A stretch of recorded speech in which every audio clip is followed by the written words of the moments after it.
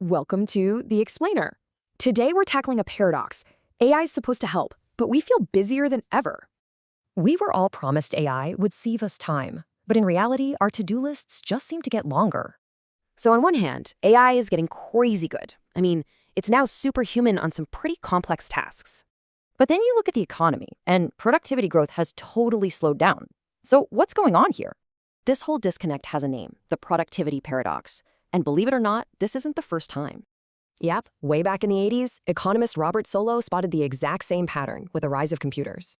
So why do these powerful new technologies seem to fall flat at first?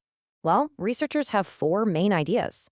The explanations range from us just being too hopeful to the gains only going to a handful of people. But the most convincing reason?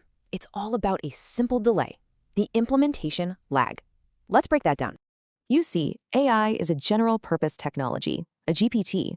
Basically, it's a game changer, just like electricity was. And electricity is a perfect example. It took decades before factories actually saw that big productivity boom. So it's not just about the invention. It's about taking the time to build everything else around it. Okay, but today there's another piece to the puzzle, something called workload creep. Our tools create more work. This happens for a few reasons, like the burden of checking the AI's work or just juggling too many apps. So the million-dollar question is, how do we escape this paradox and finally get more done with these tools? Well, the answer isn't just piling on more tools. It's about building smarter, more integrated workflows instead. That means using fewer platforms, building workflows to automate whole processes, and ditching the tools that don't help.